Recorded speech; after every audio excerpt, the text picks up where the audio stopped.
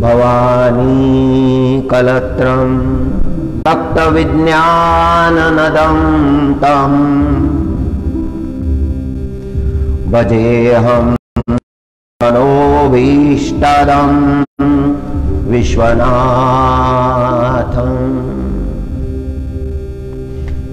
सारे जगत के नाथ श्री विश्वनाथ, हे विश्वनाथ प्रभु, आज इस एकादशी के पावन प्रसंग में हम आपके चरणों में नमन करते हैं। अरविंदे भवं भवानी सहितं नमामि। भवानी के सहित शिव भगवान को नमस्कार है। भवन को, विश्व को व्याप्त करने वाले विश्वनाथ इसीलिए कहा है, सारे विश्व के नाथ है। शिव भगवान के नाम ऐसे हैं, प्रभु को उन नामों से संबोधित किया है जिसके ऊपर कोई नाम रखा नहीं जा सकता। विश्वनाथ का अर्थ होता है हाथ, शूल का अर्थ होता है त्रिशूल। तीनों प्रकार के ताप, तीनों प्रकार के दुख परमात्मा नष्ट करने वाले हैं। जो प्रभु को शरण हो जाता है उसके जीवन में कोई भी ताप शेष नहीं रह जाता।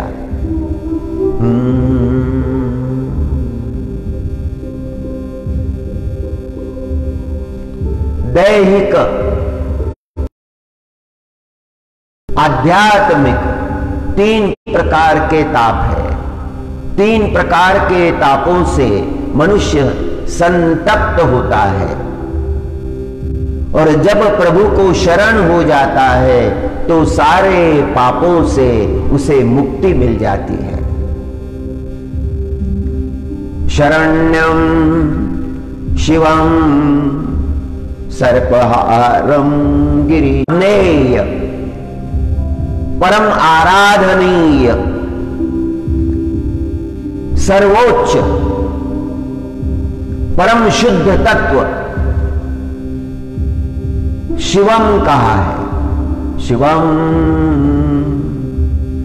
सर्पहारम, गले में सर्पों की माला धारण की है। सर्प को कोई निकट नहीं रखता है। जिसके जीवन में विष है उसे कोई निकट नहीं रखना चाहता।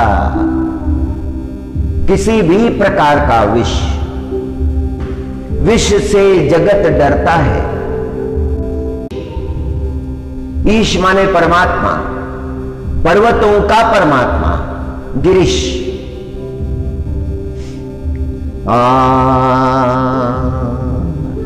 शरण्यं शिवं सर्पहारं गिरीशं ज्ञानान्तकं भक्तविज्ञानदम्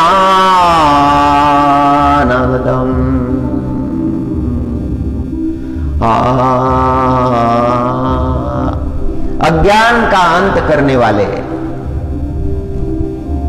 और ज्ञान विज्ञान के प्रदाता, जो शिव भगवान को प्रातःकाल हर दिन नमस्कार भीष्टदम, मन में जो अभिष्ट है, जो प्राप्त करने की इच्छा है, वह शिव भगवान है। भजेऽहं मनोभीष्टदं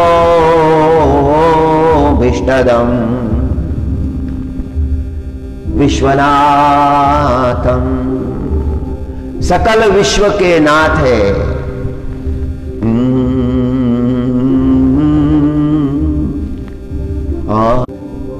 ध्यान करते हैं। राम राम राम।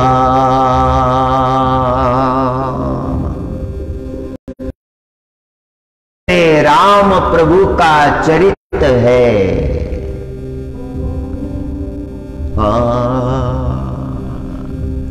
इसीलिए रामचरित मानस हो गया है।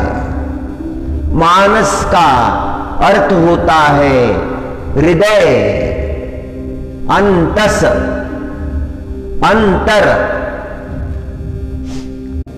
करुणाकरं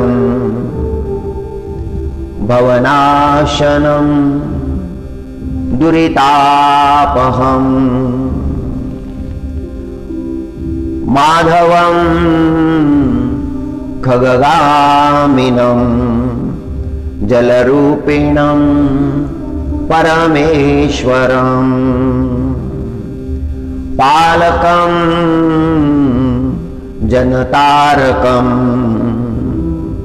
भवहारकं रिपुमारकं त्वां भजे जगदीश्वरं नररूपिणं रघुनंदनम।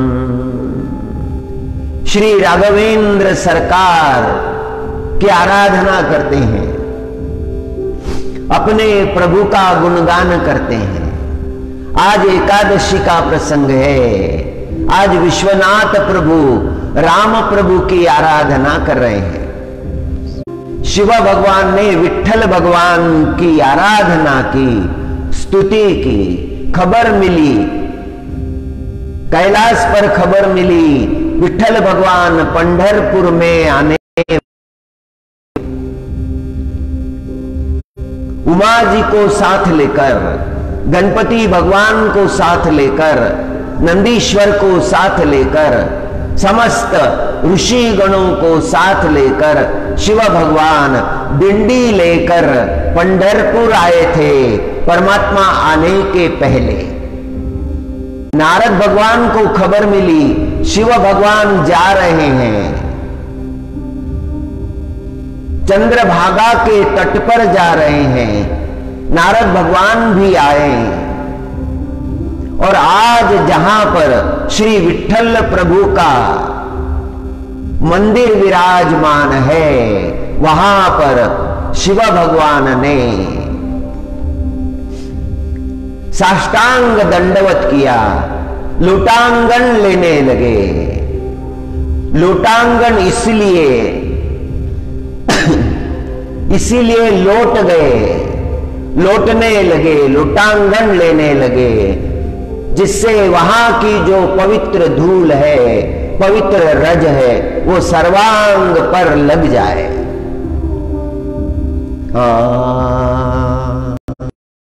शिव भगवान ने लोटांगन लिया। नंदीश्वर ने पूछा, क्या बात है, यहां पर आपने लोटांगन क्यों ले लिया?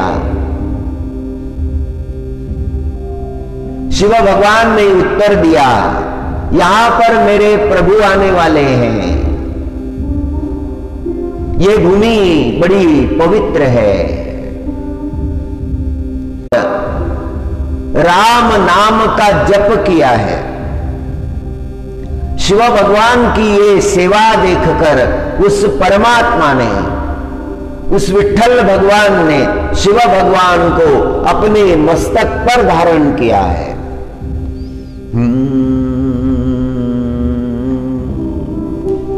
राघवं राघवं करुणाकरं भवनाशनं दुरितापहं माधवं खगगामिनं जलरूपिणं परमेश्वर की आराधना शिव भगवान कर रहे हैं।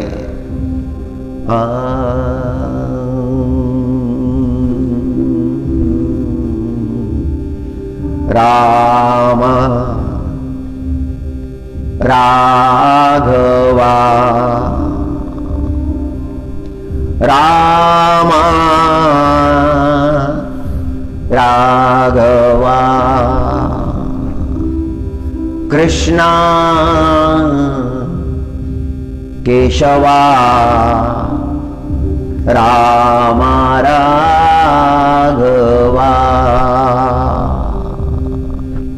राम राघवा कृष्णा केशवा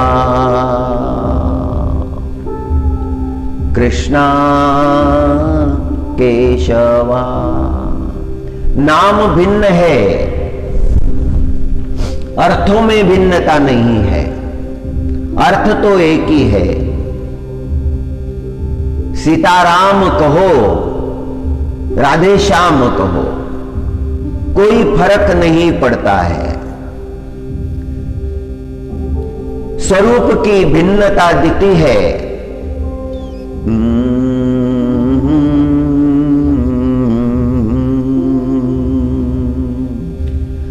राम राघवा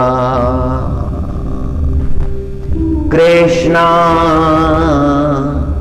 केशवा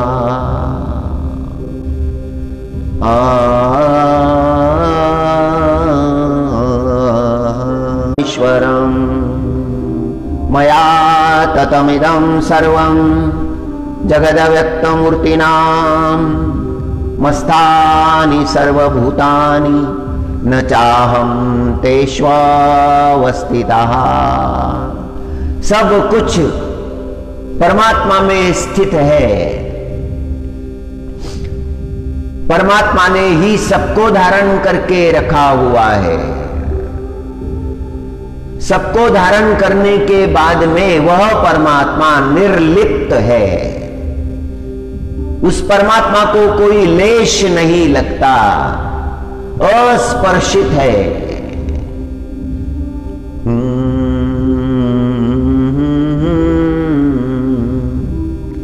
सकळ खेळ खेळितो, सकळ खेळ खेळितो, विश्वांतरी विचारितो। खेळ खेळोनी वेगळा राहतो, अगम्य गे माये। अगम्य है, सब निर्माण करने वाला वही है, पालन करने वाला वही है, रक्षण करने वाला वही है, विलय करने वाला भी वही है, करने धरने वाला वही है, किंतु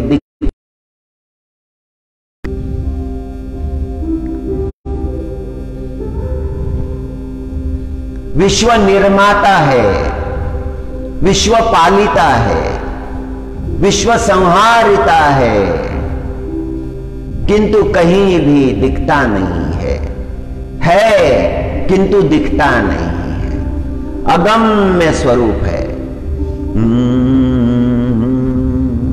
न चमस्ता, उसका ऐश्वर्य, उसकी महिमा, उसकी भव्यता, उसकी दिव्यता किसी के समझ में नहीं आती।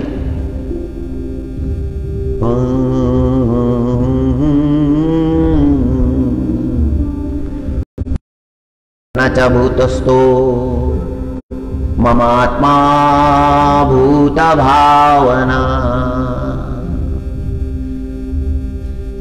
भूतांच्या ठाई वसे, परी डोळा ना दिसे।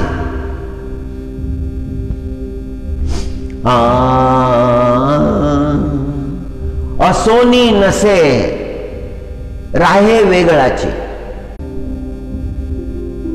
और गोपियां कहने लगी, उठाने लगी तो भारी लगा। गोपी कहे भारो। दूसरी गोपी ने कहा मेरे हाथ में दे दो। उसके हाथ में दिया तो हल्के। कोई कहे भारो, कोई कहे हल्को। जिस गोपी ने उठाया उसे भारी लगा, दूसरी को जब दिया तो उसने कहा हल्को है। काना तो रुई सो हल्को है। किसी को भारी लग रहा है, किसी को हल्का लग रहा है। गोकुल में किसी को ग्वाल बालक लग रहा है, ग्वालों का एक बालक ऐसा लग रहा है। किसी को साक्षात सच्चिदानंद परमात्मा लग रहा है।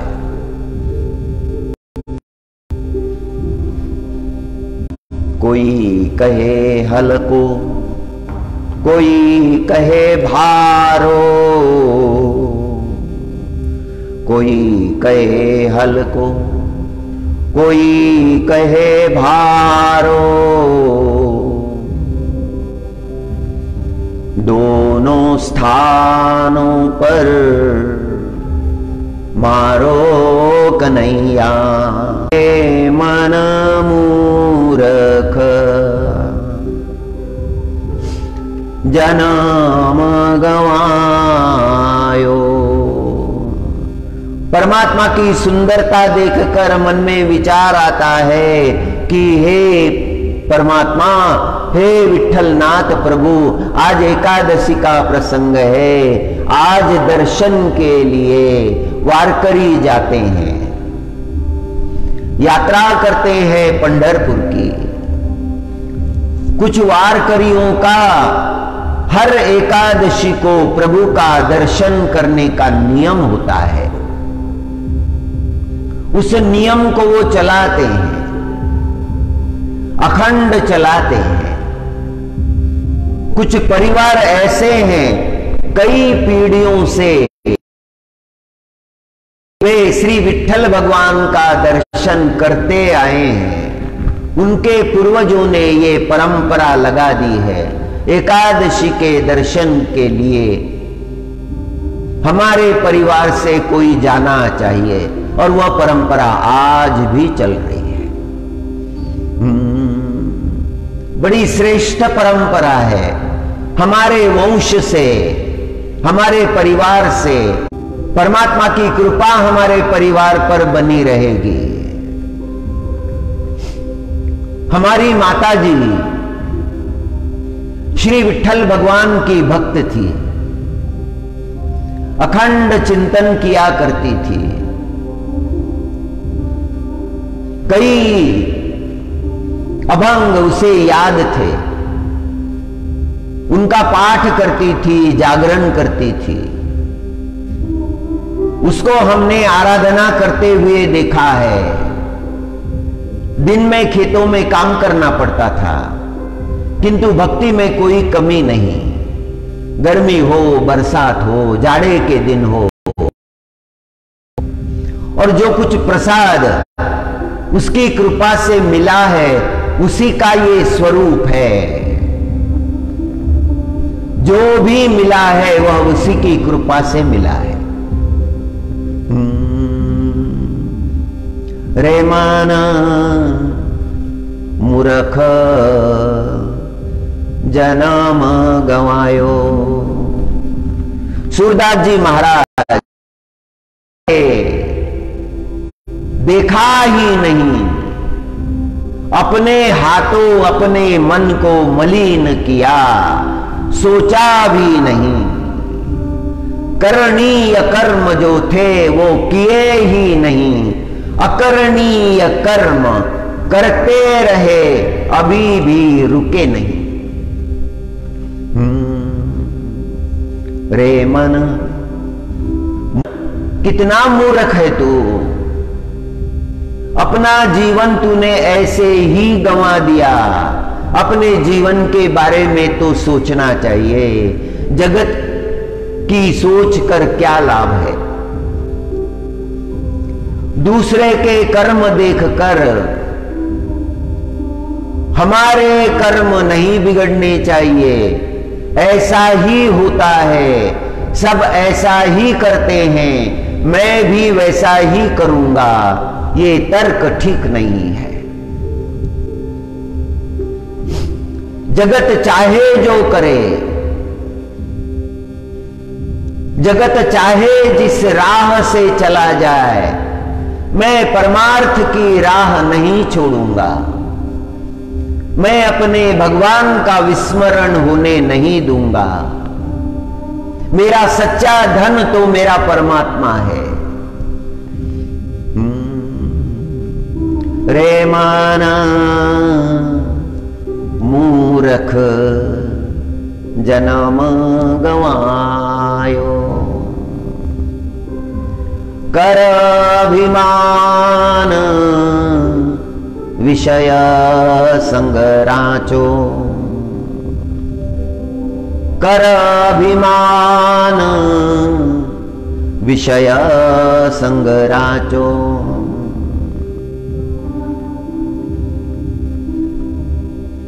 नाथ शरण नहीं आयो, परमात्मा के शरण हे मन तू गया नहीं। अपने मन को समझा रहे हैं।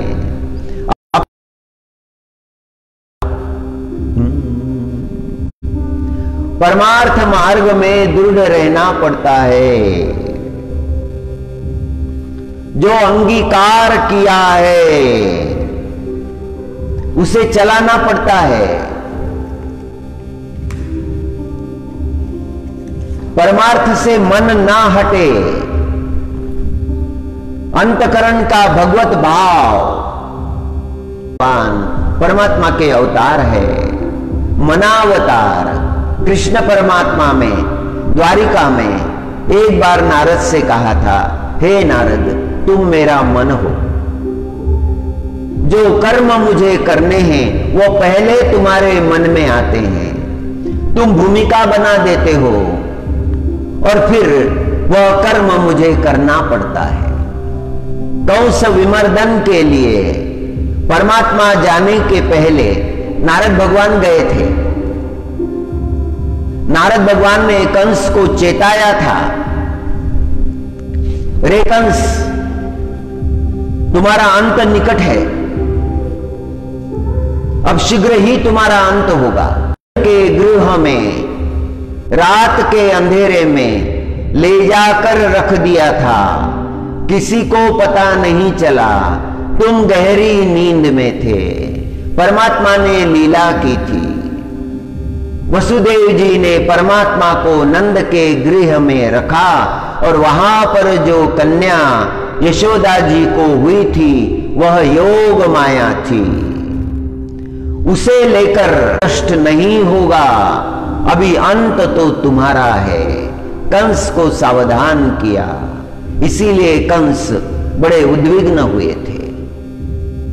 परमात्मा के कर्म का उच्चार नारद भगवान पहले कर देते हैं। श्रीमद् भागवत जी में प्रसंग है, शास्त्र पुराणों में अनेकों प्रसंग है। बड़ी कृपा है नारद भगवान की। पार्वती जी पर कृपा नारद भगवान ने की, ध्रुव पर कृपा नारद भगवान ने की, प्रहलाद जी पर नारद भगवान ने कृपा की। हाँ, एक बार नारद जी हुए मार्ग से जा रहे थे। उन्होंने रास्ते के किनारे एक भिखारी को देखा। वो भिखारी बड़बड़ा रहा था। वो भगवान से कह रहा था, हे भगवान तुम बड़े निष्ठुर हो, तुमने मुझे आंखें नहीं दी, मुझे अंधा बना दिया, मैं अपना रास्ता भी नहीं। नारद भगवान खड़े रह गए। नारद भगवान सुनने लगे। वो फिर कहने लगा, यदि मुझे आंखें होती तो मैं दर्शन करने आता। यदि मुझे आंखें होती तो मैं परमार्थ करता, भगवान के नाम का जयघोष करता, मैं भगवान का भजन करता, मेरे जीवन को बहुत अच्छी तरह से बिताता। सारे जगत के साथ कैसा होता है यह प्रमाण रख देता। नारद भगवान वैकुंठ गए, नारद भगवान ने प्रभु के चरणों में दंडवत किया, प्रभु ने आशीर्वाद दे दिए। नारद भगवान प्रभु से बात करने लगे, कहने लगे प्रभु रास्ते से आंखें नहीं दी, प्रभु कृपा करो उसे आंखें दे दो, वो परमार्थ करना चाहता है। इतना सुंदर जीवन मिला है किंतु आंखें नहीं है, वह कुछ कर नहीं सकता, दे दीजिए। ठीक है नारद, तुम्हारे लिए मैं उसे आंखें दे देता हूं, किंतु देखना आगे वो क्या करता है। और परमात्मा ने उस भिखारी को आंखें दे दी।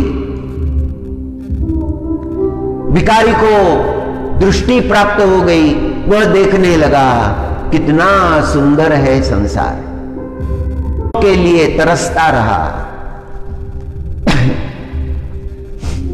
वो धन के पीछे लगा, उसे धन प्राप्त हुआ, परमात्मा को भूल गया। जिस परमात्मा ने आंखें दी थी उस परमात्मा को भूल गया।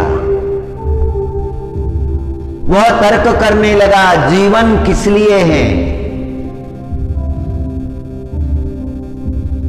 क्या जीवन में ऐसे रोना ही चाहिए, जीवन में तो भोग करने चाहिए। पहले सोचा था परमार्थ करूंगा, किंतु आंखें मिलते ही भूल गया परमार्थ, संसार में रच गया, पच गया, भोगों के पीछे दीवाना हो गया। अखाद्य को खा रहा है, अपेय को पी रहा है, अकरणीयों को कर रहा है, सारे पापों का आचरण कर रहा है, उसे आनंद आ रहा है। परमात्मा ने कहा नारद देख लिया, जो मैंने दिया है उसकी परवाह नहीं है, भोगों में लग गया है। पुण्य कर्मों की तो बात दूर रही, पाप कर्म में उलझ गया है। पाप उसे पाप लगते ही नहीं, धनी बन बैठा है, धन कमाने के लिए मन चाहे कर्म किए जा रहा है, लोगों का धन छीन रहा है, अंतर की प्रवृत्तियां जल्दी बदलती नहीं।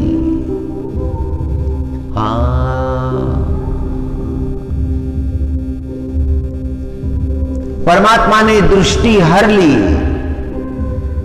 फिर वो सड़क के किनारे बैठा हुआ है, फिर रो रहा है, अब पश्चाताप कर रहा है। परमात्मा तुमने दृष्टि दी थी, जगत देखकर मैं मोहित हो गया, मेरे सारे कर्म बिगड़ गए, मैंने परमार्थ किया ही नहीं, जिसके लिए मिला है वो नहीं किया है। जीवन परमात्मा ने दिया है, इसे परमात्मा की सेवा में लगाया ही नहीं, भगवान का स्मरण कभी आता ही नहीं।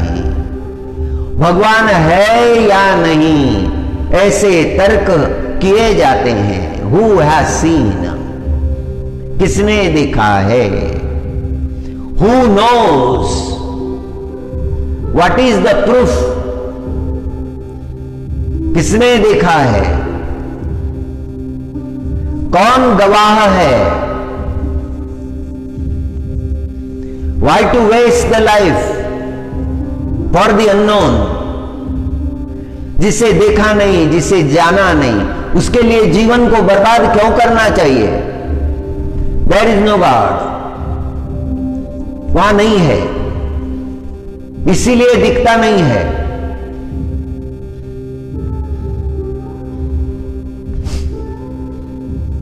एक संत प्रभु की आराधना कर रहे थे, पूजन कर रहे थे। आवयामी सापयामी। एक नास्तिक ने देखा, उसने पूछा, इतनी उम्र हो गई अभी भी वही कर रहे हो, बचपन से वही करते आए हो, भगवान का आवाहन करते हो, पूजन करते हो, आवयामी स्थापयामी,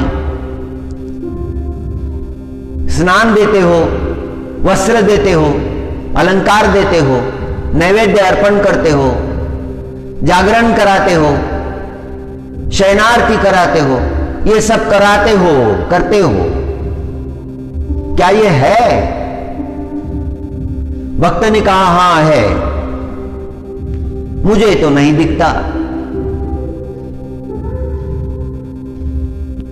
ठीक है, ये आसन जो है सामने भगवान का, इसे उठाकर दिखाओ। और नास्तिक आसन उठाने के लिए गया और वो इतना भारी है कि नास्तिक उठा भी नहीं सकता। वास्तविक वो तो इतना हल्का है कि एक हाथ से उठाया जाए। भक्त ने नास्तिक से पूछा, क्या कहते हो?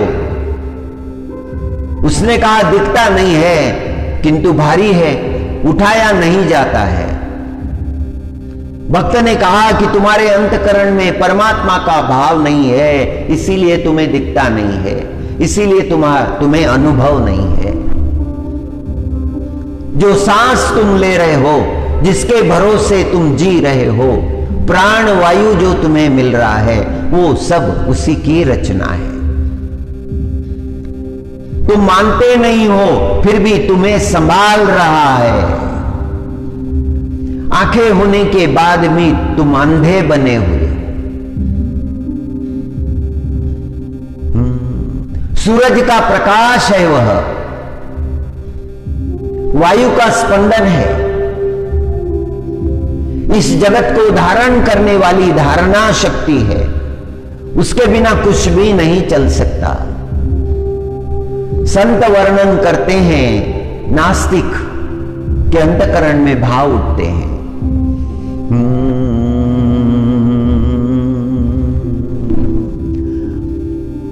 एक राजा महात्मा जी के चरणों में आया, महात्मा जी से कहने लगा,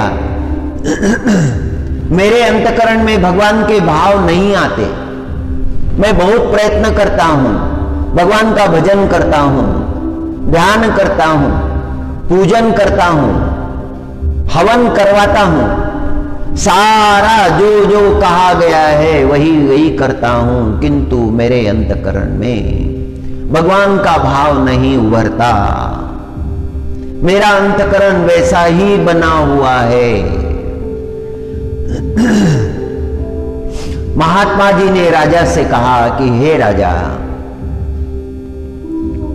तुम लोकेशना में डूबे हो, लोग तुम्हें मानते हैं, तुम्हारा जय जयकार करते हैं, वो जय जयकार सुनकर तुम्हारी अहंता बढ़ती है, और जिसकी अहंता बढ़ गई उसे परमात्मा का अनुभव कहां आ सकता है। राजा, पहले अपनी अहंता को दूर करो, स्वयं को साधारण मनुष्य समझो, परमात्मा में ध्यान लगाओ।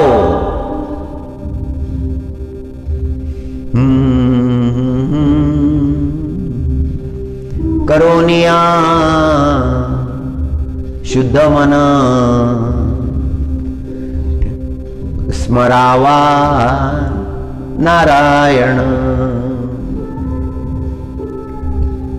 करोनिया शुद्ध मन स्मरावा नारायण। तरीच तरीजे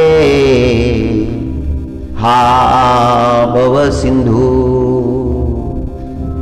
तरीच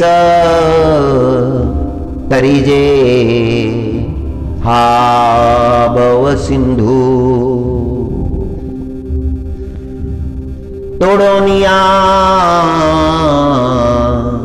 सकळ भवबंधू, तोडोनिया सकळ भवबंधू। भरे हुए बर्तन में क्या भरा जा सकता है?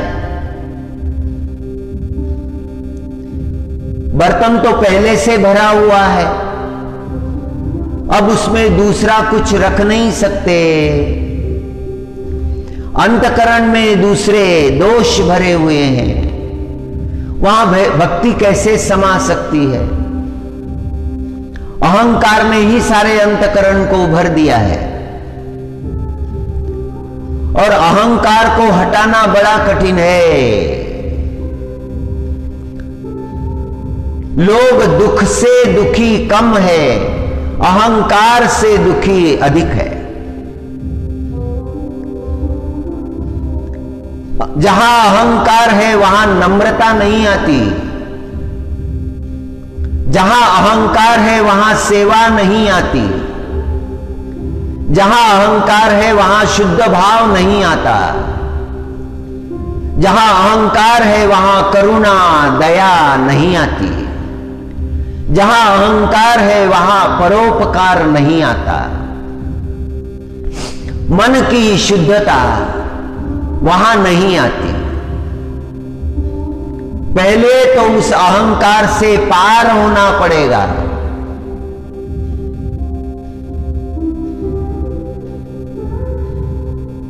कांच के महल में कुत्ता गया, सब आईने लगे हुए थे और कुत्ता गुर्राने लगा, और आईने में अनंत कुत्ते दिखने लगे, सब गुर्राने लगे। अपने ही प्रतिबिंब को, अपनी ही छाया को वह कुत्ता दूसरे कुत्ते समझने लगा। बहुत भौंका,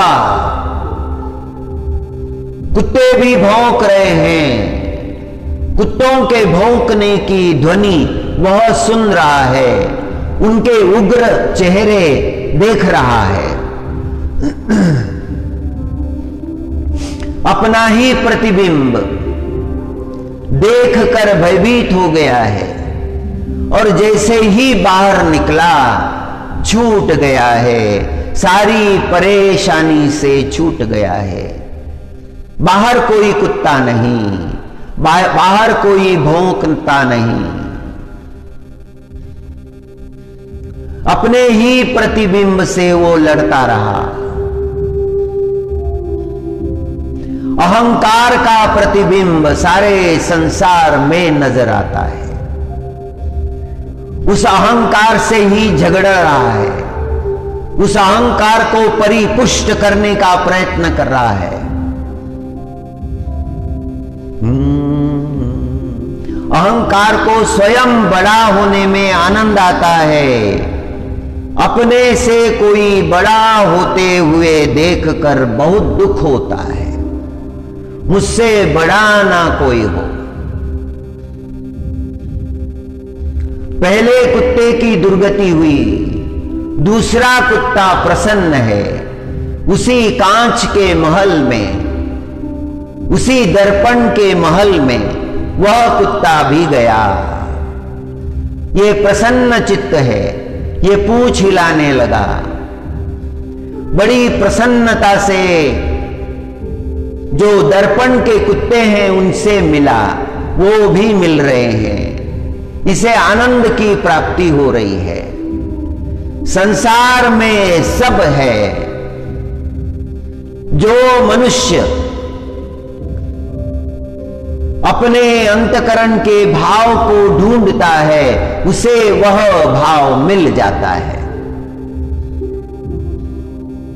जाकी रही भावना, जाकी रही भावना, जिसकी जैसी भावना है वैसा संसार है। भगत को सारे भगत नजर आते हैं, दुर्जन को सारे दुर्जन नजर आते हैं। द्रोणाचार्य ने युधिष्ठिर महाराज से कहा, हे धर्मवान, हे युधिष्ठिर, जरा देखो तो तुम्हारे आसपास कौन बैठे हुए हैं। युधिष्ठिर महाराज ने चारों ओर देखा और गुरुजी से हाथ जोड़कर कहा, गुरुजी, सारे सज्जन बैठे हुए हैं।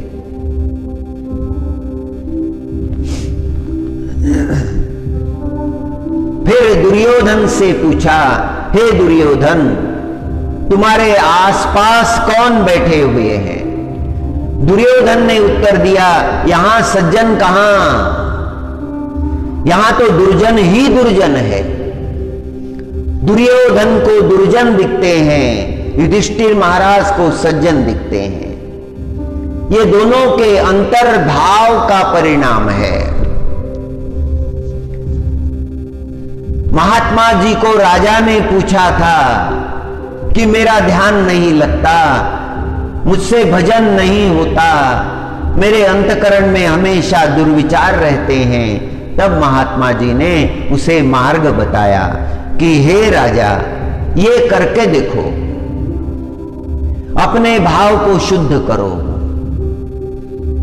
अंतकरण की शुद्धि के बिना कोई शुद्धि का अनुभव कैसे आ सकता है। करोनिया शुद्ध मन, करोनिया शुद्ध मन, स्मरावा नारायण, स्मरावा नारायण, तरीच हा तरीजे सिंधू, भवबंधू तोड़ोनिया। आदि के जो बंधन है उनको तोड़ दो, उनको छोड़ दो।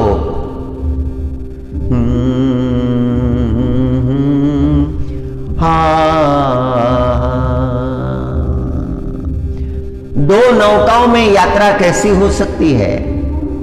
एक पैर एक नौका में है, दूसरा पैर दूसरी नौका में है।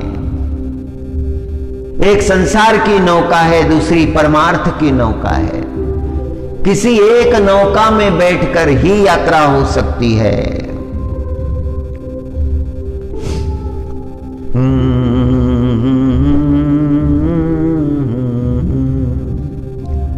आशा आशा हे समूळ खणोनी काढावी। आशा हे समूळ खणोनी काढावी। तेव्हाची गोसावी वावे तेणे। आशा को अंतकरण से निकाल कर फेंकने के बाद ही साधु हुआ जा सकता है। आशाओं के पास यदि जीवन में है तो फिर साधु नहीं हुआ जा सकता। सब छोड़ना होगा। परमात्मा भाव अंतकरण में निर्माण हो गया कि फिर अपने आप सब छूट जाएगा।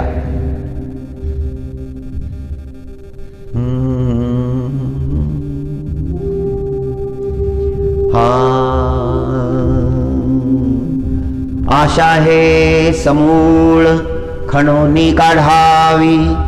तेव्हाची गोसावी व्हावे तेणे।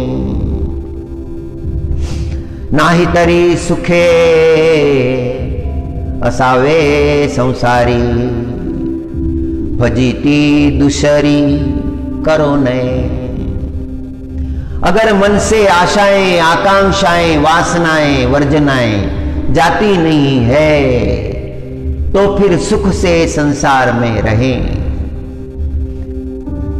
झूठा साधु होने से क्या लाभ है?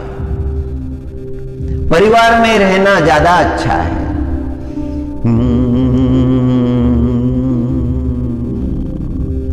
हरि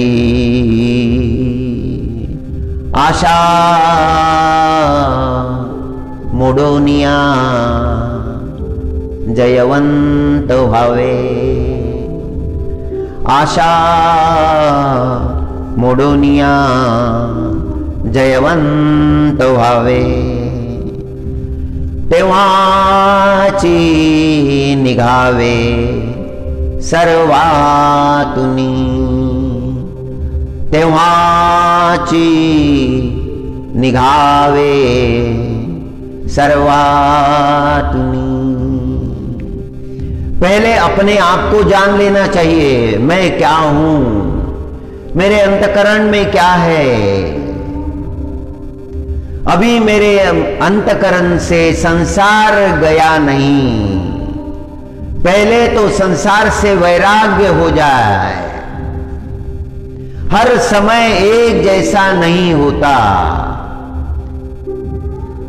बचपन जो है वह केवल बचपन में है, तरुणावस्था आ गई तो बचपन चला गया।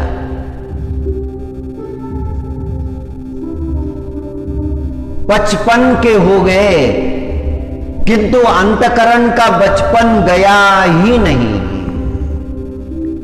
ये विकास नहीं है। गंगोत्री की गंगा काशी में नहीं है और काशी की गंगा गंगा सागर में नहीं है। स्वरूप बदलते जाते हैं। गंगोत्री में चंचलता है, वेग है। देवप्रयाग में प्रचंड वेग है, ऋषिकेश में वेग है। जैसे जैसे आगे बढ़ती है गंगा, उसके पात्र का विस्तार होते जाता है, शांत होते जाती है, गंभीर होते जाती है। मनुष्य का बचपन जो है वो चंचल है। हाँ, किशोरपन में थोड़ी समझ आ गई है। तरुणावस्था में जिम्मेदारियां मिल गई, कर्तव्य का भार उठाना पड़ रहा है। मन को शांत रखकर कर्तव्य किए जा रहे हैं। प्रौढ़ अवस्था गंभीर है, सबकी जिम्मेदारियां हैं। और वृद्धावस्था क्षीण हो गई है। हर अवस्था का अपना अपना महत्व है। जिसके जीवन में चंचलता गई नहीं, बुढ़ापा आ गया।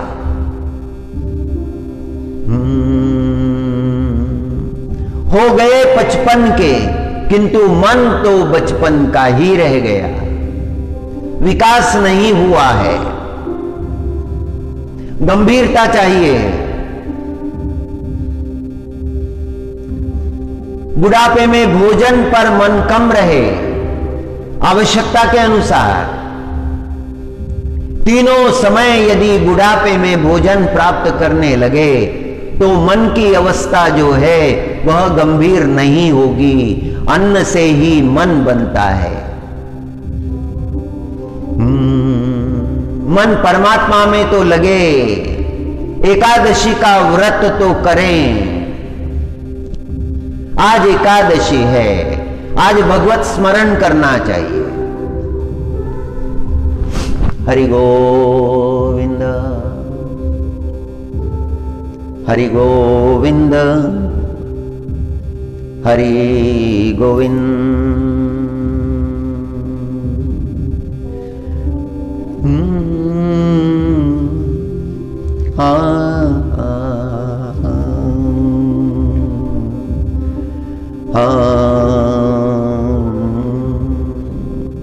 परमात्मा का भजन। मीरा जी हमेशा भगवत भजन में तल्लीन रहती थी। उसे अलंकार सुहाते नहीं थे। घर की, परिवार की जो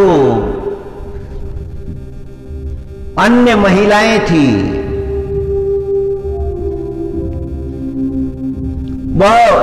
बड़ा सुंदर श्रृंगार करती थी। मीरा जी श्रृंगार नहीं करती थी।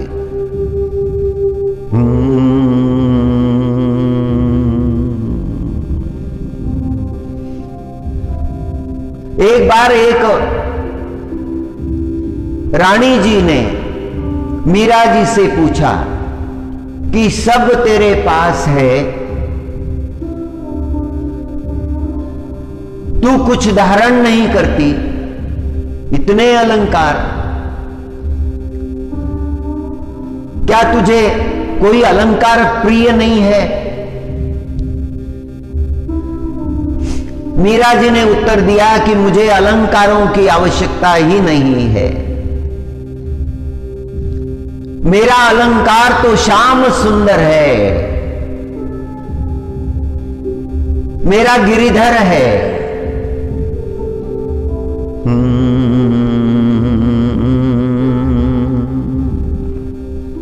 मेरा आनंद बहुत बड़ा है, मैं जानती हूं अपने आनंद को।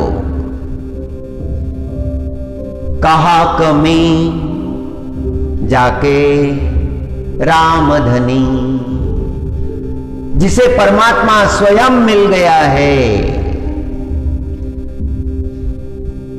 सुंदरता का सागर, सुंदरता का भी भूषण,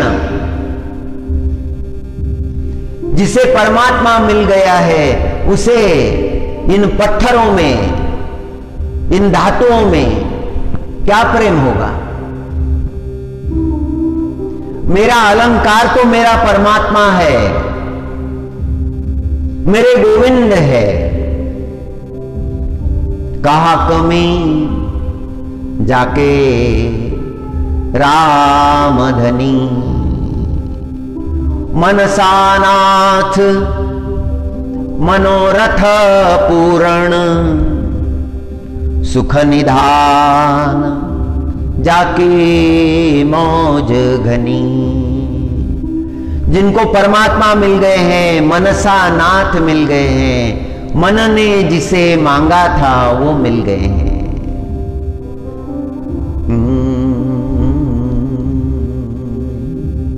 मनसानाथ मनोरथ पूर्ण, सुख निधान जाकी मौज घनी।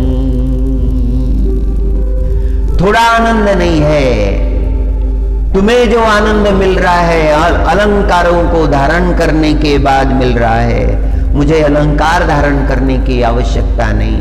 मेरा अलंकार तो मेरा परमात्मा है, मेरा आनंद मेरा परमात्मा है।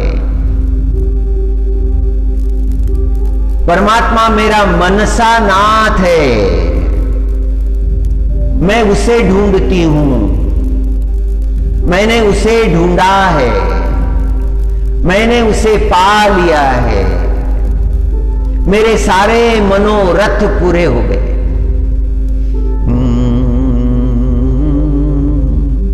हाँ, मनसानाथ मनोरथ पूर्ण, सुख निधान जाकी मौज घनी। कहा कमी जाके राम धनी। जिसके धनी स्वामी परमात्मा है, उसे क्या कमी है। मीरा जी ने अपना भाव प्रकट कर दिया। परमात्मा जिसे प्राप्त हो गया उसे सब प्राप्त हो गया, उसके जीवन में कोई कमी नहीं रही।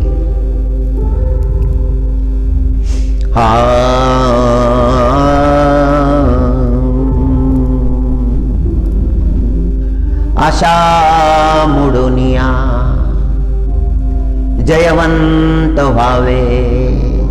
आशाओं के पीछे मनुष्य दौड़ता है, वासनाओं के पीछे मनुष्य दौड़ता है, वासनाओं के पीछे पागल हो गया है।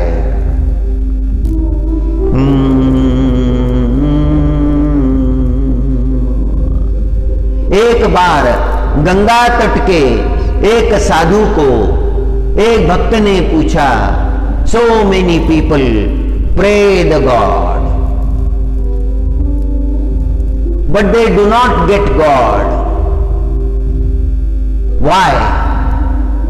और महात्मा जी ने उत्तर दिया कि you say that so many people pray God and they do not get God, but my dear, they do not pray the God, they pray other than God, they pray for something, they want some other things,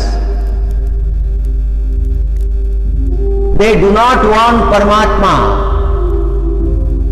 वो परमात्मा को चाहते ही नहीं। उनकी आशाएं पूरी हो, मन्नतें पूरी हो, उनकी मांगे हैं, Lord fulfil this demands, give this, give this.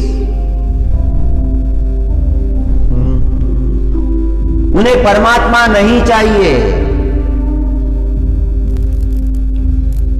वो कहां परमात्मा के लिए तड़पते हैं? जिनके अंतकरण में परमात्मा के लिए तड़प नहीं है, उन्हें कैसे प्राप्त हो सकता है? You go to the person where you are invited, where you are not invited, you do not go there. जहां तुम्हें बुलाया है वहीं तुम जाते हो, जहां तुम्हें बुलाया नहीं वहां तुम नहीं जाते हो। वही बात ठीक ढंग से समझ लो। तुम्हारे अंतकरण में जगह ही नहीं है परमात्मा को विराजमान होने के लिए। वहां तो दोष बैठे हुए हैं, अनेक प्रकार के दोष। जिसके जीवन में दोष ही दोष है, उसको परमात्मा का अनुभव कैसे हो सकता है? साधु होना सरल बात नहीं है। कपड़े पहनकर साधु नहीं हुआ जा सकता, तिलक लगाकर साधु नहीं हुआ जा सकता, बाहरी आवरण ओढ़कर साधु नहीं हुआ जा सकता। साधु तो मन से हुआ जाता है। जिसका मन ही नहीं बदला है, परमात्मा भाव जिसके अंतकरण में दृढ़ नहीं हुआ है, सब बेकार है। मीरा जी का जो भाव है बड़ा उच्च भाव है। कहा कमी जाके राम धनी। जिसने राम जी को अपने धनी बना लिया है, स्वामी बना लिया है, उसके जीवन में कोई भी वासना नहीं रहती, कोई भी इच्छा आकांक्षा नहीं रहती। सबका विसर्जन कर दिया है, कोई इच्छा नहीं रही। भक्त मांगते नहीं परमात्मा से, परमात्मा ये दो, परमात्मा वो दो, मेरा मनोरथ पूरा करो, मेरी इच्छा पूरी करो, मेरी मन्नतें कबूल कर लो। नहीं, मांगता ही नहीं है भगत। वह तो देना चाहता है, अपने आप को समर्पित करना चाहता है।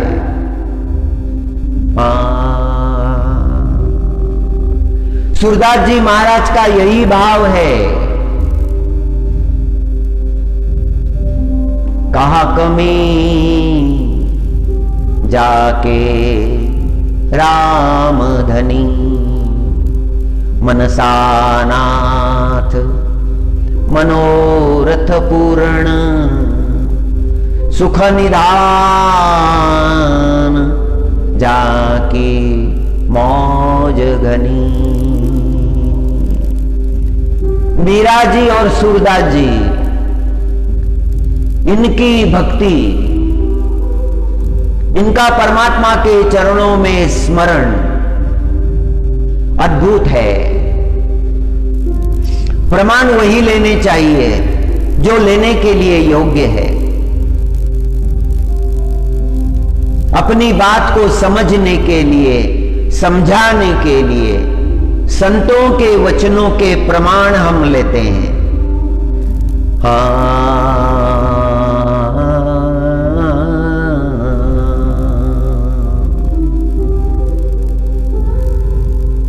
हमारे निर्धन के धन राम, हमारे निर्धन के धन राम। चोर ना लेत घटत नहीं कबहू, आवत गाढ़े काम, आवत गाढ़े काम। हमारे निर्धन के धन राम, हमारे निर्धन के धन राम, हमारे निर्धन के धन राम। जल नहीं बूढ़त अग्नि नहीं दाहत,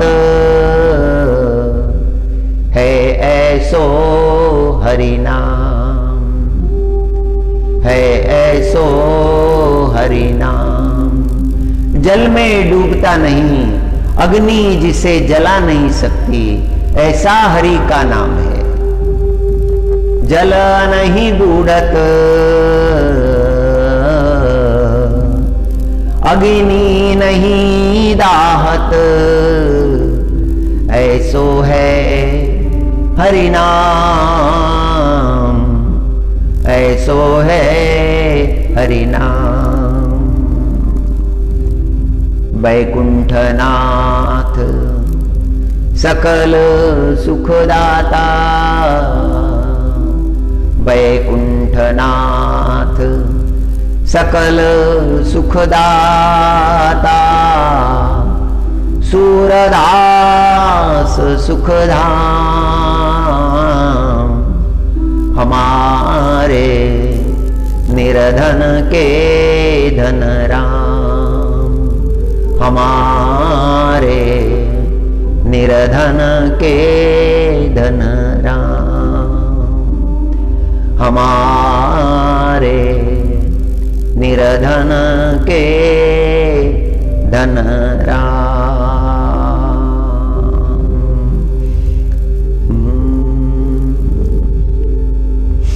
भगवान वेद व्यास ने कहा है कि सच्चरित्रवान ही साधु है, जिसका चरित्र श्रेष्ठ है। प्रवचन को सुनने वाले सभी वर्ग के लोग हैं, वृद्ध भी सुन रहे हैं, जो तरुण अवस्था में है, विद्यार्थी दशा में है, वह भी सुन रहे हैं। सभी का विचार करके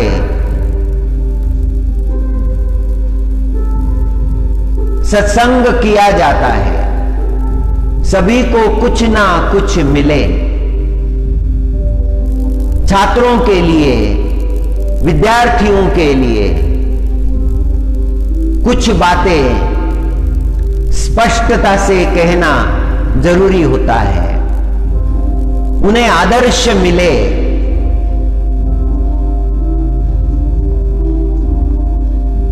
उन्हें धर्म का मार्ग मिले, शास्त्रों की बात उनकी समझ में आ जाए, यह उद्देश्य होता है। भगवान वेद व्यास ने कहा, सच्चरित्रवान साधु है, चरित्रहीन अधम है। चरित्र धर्म का आधार है। सच्चरित्र। युधिष्ठिर महाराज का जीवन बड़ा अद्भुत है। महाभारत में वर्णन आया है, भागवत जी में वर्णन आया है, अन्य पुराणों में भी युधिष्ठिर महाराज की चर्चा है। चर्चा तो सत्कर्म करने वाला है उसी की होती है। आज से 50 साल बाद भी सज्जन की चर्चा होगी। हां, एक सज्जन थे, 50 साल पहले थे, उनके बारे में हमने सुना है।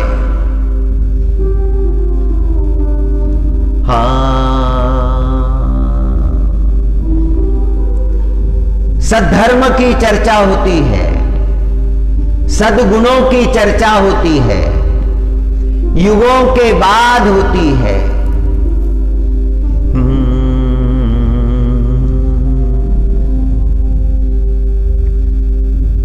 एक बड़े श्रेष्ठ धर्मवान आचरण करने वाले पुरुष थे।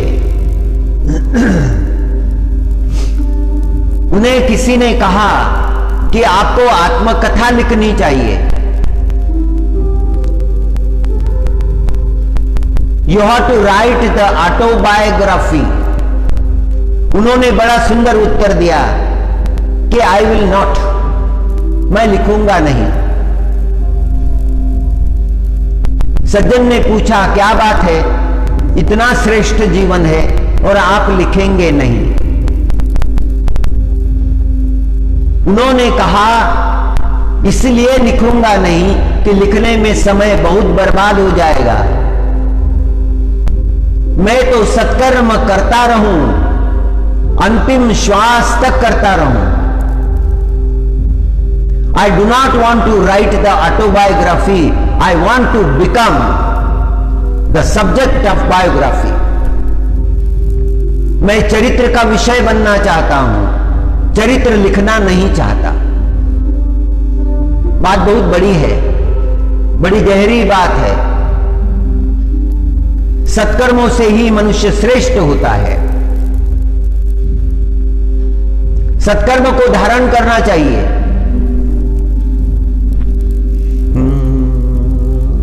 युधिष्ठिर महाराज का चरित्र भगवान वेद व्यास ने लिखा है। धर्मो विवर्धति युधिष्ठिर कीर्तनेन। युधिष्ठिर महाराज के चरित्र का स्मरण किया जाए तो मनुष्य का जीवन पवित्र हो सकता है, धर्मवान हो सकता है। धर्मो विवर्धति, बढ़ता है धर्म, विवर्धन होता है युधिष्ठिर महाराज का कीर्तन करने से। धर्मो विवर्धति युधिष्ठिर कीर्तनेन। सज्जनों का नाम लेकर जगत के लोग सज्जन बन जाते हैं। प्रमाण श्रेष्ठ होना चाहिए। युधिष्ठिर महाराज प्रमाण है समाज के लिए। इंद्रप्रस्थ के राजा बने, महालक्ष्मी की कृपा उन पर हो गई, धन की कमी नहीं हुई। जो धर्म पर चलता है उसे धन की कमी कभी नहीं रहती। एक धर्मवान को हमने देखा था 50 साल पहले। उस समय हमारी पढ़ाई चल रही थी। वह धर्मवान बड़ा दरिद्र था। उसका विवाह हो चुका था, उसे पुत्र कन्याएं थी। उनका भरण पोषण करने के लिए वह दिन रात कष्ट किया करता था, धर्म से पैसा कमाता। बड़ी मुश्किल से उसकी गृहस्थी चलती थी। उसके मन में कभी भी दुर्विचार नहीं आया, गलत विचार नहीं आया। वह धर्म के अनुसार ही चलता रहा। कभी उसने भगवान से शिकायत नहीं की कि भगवान इतनी दरिद्रता मुझे दे दी है।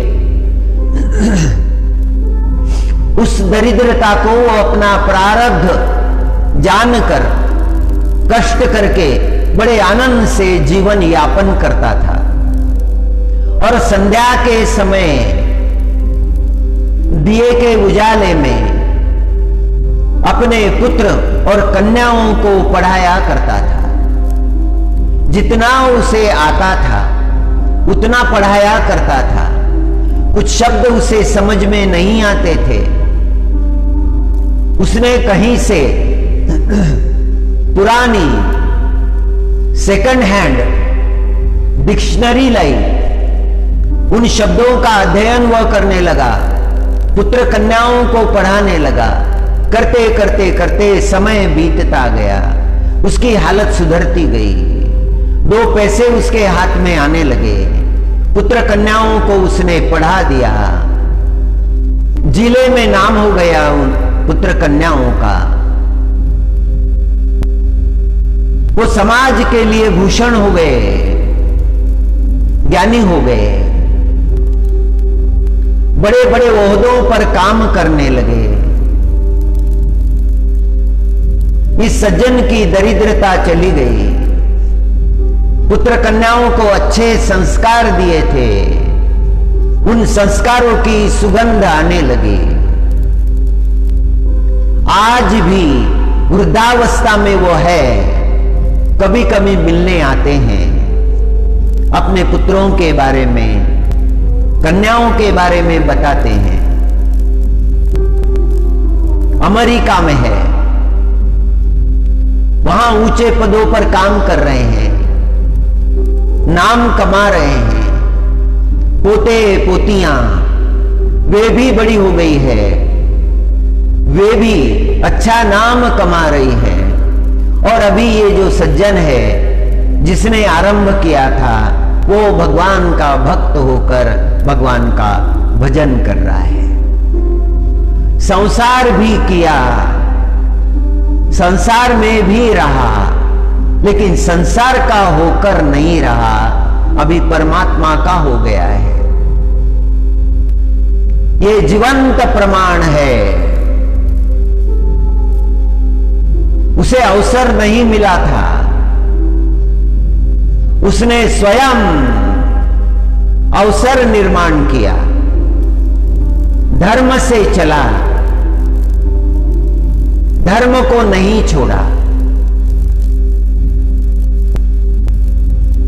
ऐसे सज्जन जो समाज में दिखते हैं, उनको प्रणाम है।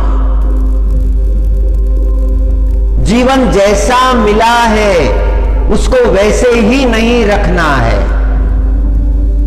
उसको सुधारना है, भगवत भाव से भर देना है, परमार्थ के रंग में रंग देना है। अपना कर्तव्य छोड़ने की बात नहीं है, अपना कर्तव्य बहुत अच्छी तरह से निभाने की बात है। धर्म अपने कर्तव्य को छोड़ने का विचार प्रकट नहीं करता। वैराग्य की बात तो है, संसार में उलझ कर ना रहो, इसलिए है वैराग्य की बात। जब मिला है संसार तो उसको ठीक ढंग से करना है, हर समय करने की आवश्यकता नहीं। जब उसको संभालने वाले लोग आ गए, बस उनके कंधों पर छोड़ दिया, अलग हो गए।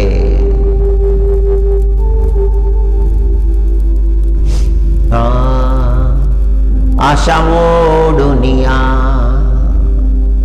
जयवंत भावे, आशा मोडुनिया जयवंत भावे। तेव्हाची निघावे सर्वातुनी,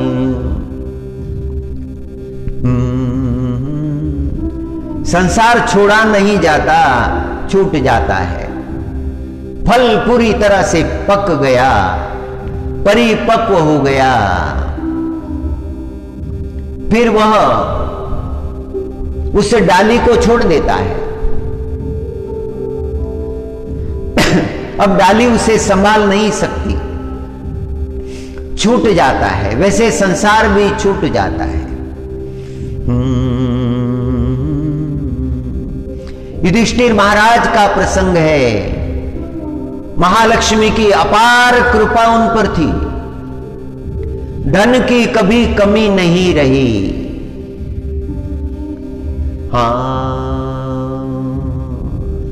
संतों की सेवा करते थे, धर्म की सेवा करते थे, भूखों को अन्न, प्यासों को जल, निराधार को आधार, ये कर्तव्य करते थे। उनके सारे कर्म धर्म के प्रकाश में हुआ करते थे।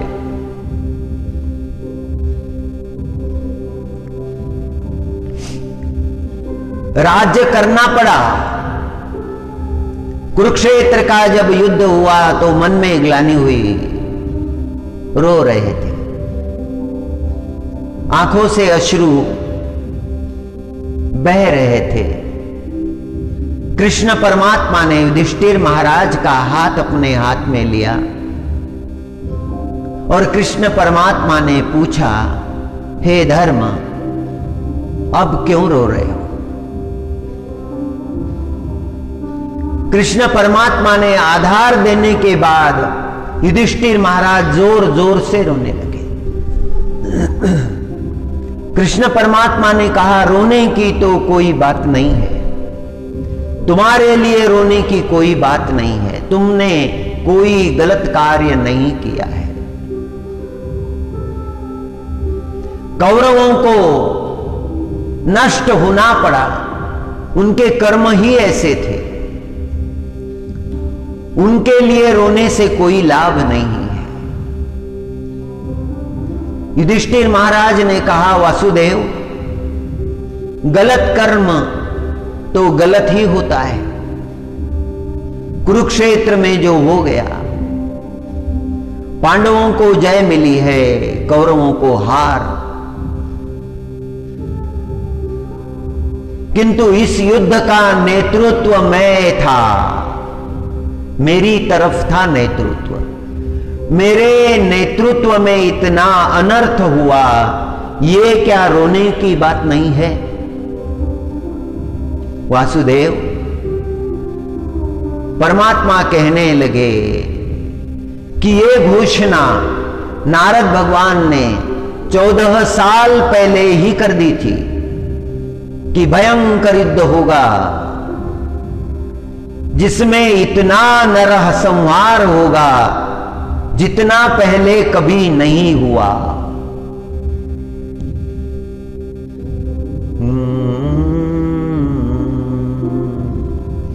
इस युद्ध का नेतृत्व युधिष्ठिर करेंगे।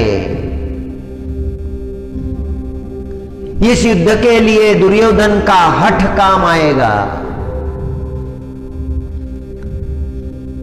भीमसेन और अर्जुन जी महाराज के पराक्रम से इस युद्ध का समापन होगा। ये भविष्यवाणी नारद भगवान ने कौरव सभा में 14 साल पहले सुना दी थी। इसका बोध धृतराष्ट्र को लेना चाहिए था, कौरवों को लेना चाहिए था। जो मांगा था बड़ा अल्प था। सुचक्र भूमि न ददामि विना युद्धेन केशव, ये जो दुर्योधन के वचन थे ये बड़े भयंकर थे। दुर्योधन का हठ इस भयंकर अनर्थ का कारण हुआ। तुम दुख ना करो।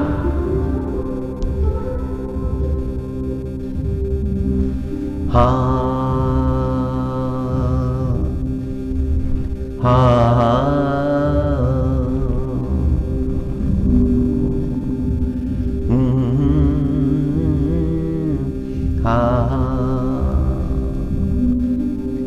सिंहासन पर बैठना नहीं चाहते थे। धृतराष्ट्र को लाया गया। धृतराष्ट्र ने युधिष्ठिर के सिर पर हाथ रखा।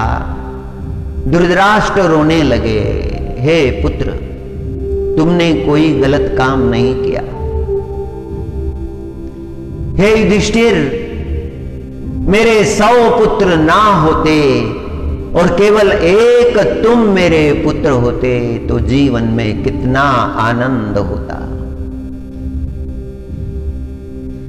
अधर्म करने वाले 100 पुत्र और धर्मवान एक पुत्र, आज मेरे जीवन में शांति होती। मेरी वृद्धावस्था है, मेरा अंतकरण दुखों से भरा हुआ है। हे युधिष्ठिर, मैं सिंहासन पर अब बैठ नहीं सकता। अब मेरी इच्छा नहीं है। अब मेरी इच्छा तो यही है कि तुम भरतखंड के राजा बनो, हस्तिनापुर के सिंहासन पर बैठो। धर्म से, नीति से, कर्तव्य भाव से प्रजा का पालन करो। तुम ही योग्य हो, तुम ही योग्य थे। तुम्हारे जैसा सच्चरित्र किसके पास है? धृतराष्ट्र रो रहे हैं। युधिष्ठिर महाराज से बार बार विनय कर रहे हैं कि सिंहासन का स्वीकार करो। सभी आग्रह कर रहे हैं और युधिष्ठिर महाराज का राज्याभिषेक हस्तिनापुर के सिंहासन पर किया जाता है। राजा का कर्तव्य करते हैं, किंतु मन ही मन में यही विचार है। वैराग्य भरा हुआ है मन में।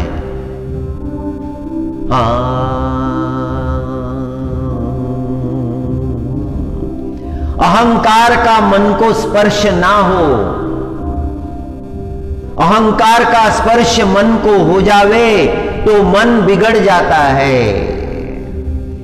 अहंकार का स्पर्श यदि विचारों को लगे तो विचार बिगड़ जाते हैं।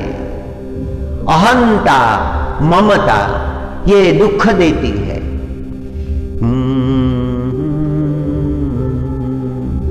युधिष्ठिर महाराज संसारी है किंतु संत है।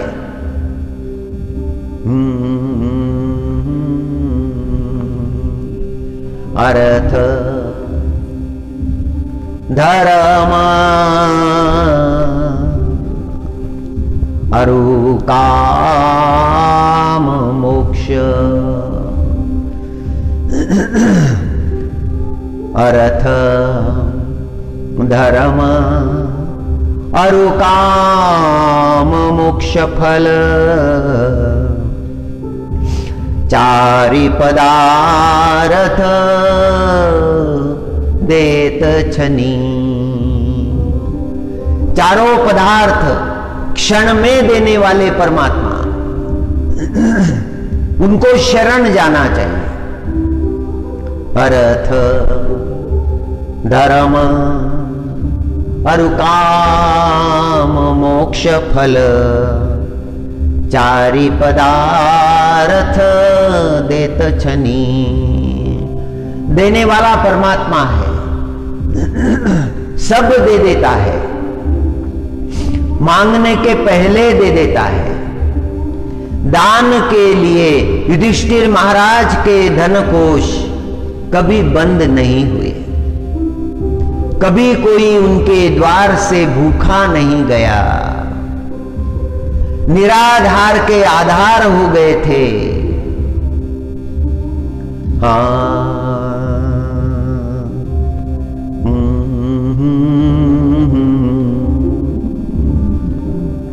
और ऐसा जिनका चरित्र है उनको क्या कमी है? इंद्र समान है जाके सेवक, मोबापुरे की कहागनी। इंद्र के समान जिसके सेवक है, इंद्रादि देव, इंद्र वरुण यम कुबेर सब सेवा करते हैं, परमात्मा के चरणों में हाथ जोड़कर सेवा करते हैं। उन सेवकों में मेरी क्या गणना है? इंद्र समान है जाके सेवक, मोबपुरे की कहागनी, मोबपुरे की कहागनी। हरि नारायण हरि नारायण हरि नारायण हरि नारायण हरि नारायण हरि नारायण। एकादशी का प्रसंग है। शिव जी के चिंतन में आज सत्संग का आरंभ हमने किया था और समापन के समय भी शिव जी का चिंतन करते हैं। हरि हर दोनों में भेद नहीं है। हरि के नाम का जप हर करते हैं और हर के नाम का जप हरि करते हैं। राम प्रभु ओम नमः शिवाय मंत्र का जप करते हैं। ओम नमः शिवाय, ओम नमः शिवाय। और शिव भगवान राम प्रभु के नाम का जप करते हैं।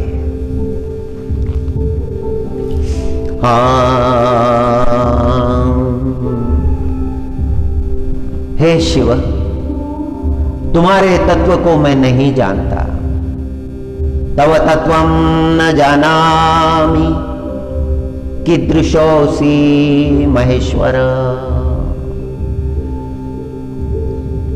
यादृशोऽसि महादेव तादृशाय नमो नमः। हे शिव भगवान, तुम कैसे दिखते हो ये मुझे पता नहीं है, इसका ज्ञान मुझे नहीं है। कैसे तुम्हारा स्वरूप है, कैसी तुम्हारी सुंदरता है। ब्रह्मादि देवों को भी जिसका अंत पार नहीं होता। बड़े बड़े महात्मा ऋषिगण भी तुम्हारे स्वरूप का वर्णन नहीं कर सकते। हे प्रभु, मैं अज्ञानी क्या जानूं। आपका स्वरूप जैसा भी है उस स्वरूप को हम प्रणाम करते हैं। प्रणाम प्रणाम प्रणाम। प्रभु, हमारा कल्याण किसमें है हम नहीं जानते और अकल्याण किसमें है यह भी नहीं जानते। हमारे अंतकरण में सद सद विवेक का उदय अभी तक नहीं हुआ है।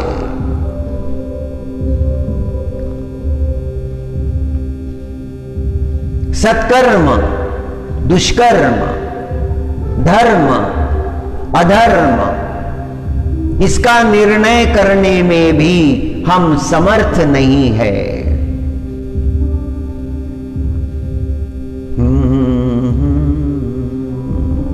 हे नाथ, जैसा आपका स्वरूप है उसी स्वरूप को हम नमस्कार करते हैं।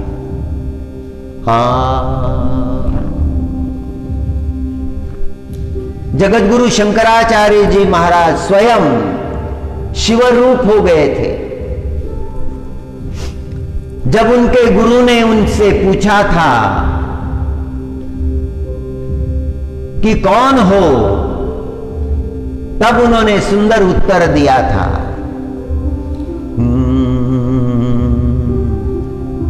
न मे द्वेष रागो न मे लोभ मोहो, न मे द्वेष रागो न मे लोभ मोहो, मदो नैव मे नैव मात्सर्य भावः, न धर्मो न चार्थो न कामो न मोक्ष, चिदानंद रूप शिवोहम शिवोहम। जिस श्लोक का पाठ किया है अभी उसकी व्याख्या नहीं करेंगे। आप जानते हैं, आप समझते हैं।